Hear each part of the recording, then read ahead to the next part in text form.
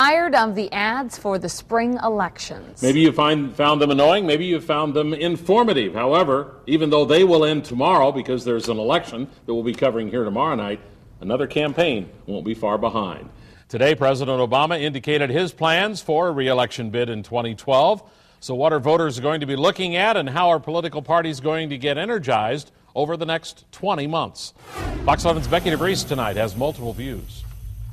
Here it is, 2012, the election. In an email directing supporters to a campaign website, President Obama announced his plans to seek a second term. And I think it comes down to the economy and whether or not people have jobs. And that's what's impacting voters on a day-to-day basis.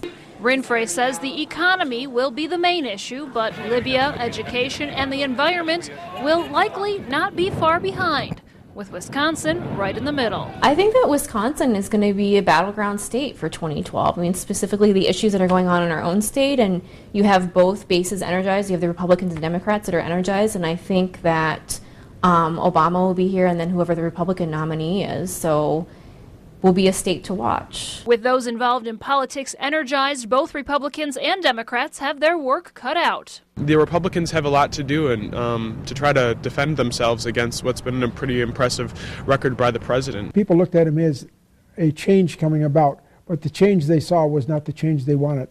Local Republican leaders say smaller government, cuts to some government programs, and growing businesses are key issues for 2012. And we've got a big awakening since Obama was elected. And there are a lot of people now that say, oh my, if I'd have known this or that or the other thing, maybe I would have had a different view.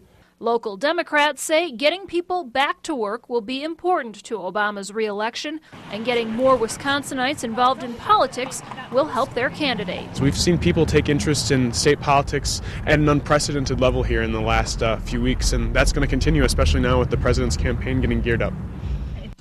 Now, the nominees for the Republican Party are far from being narrowed down. However, some frontrunners, Rinfrey says, include former governors Tim Pawlenty of Minnesota, as well as Mitt Romney of Massachusetts, and also current governor of Mississippi, Haley Barbour.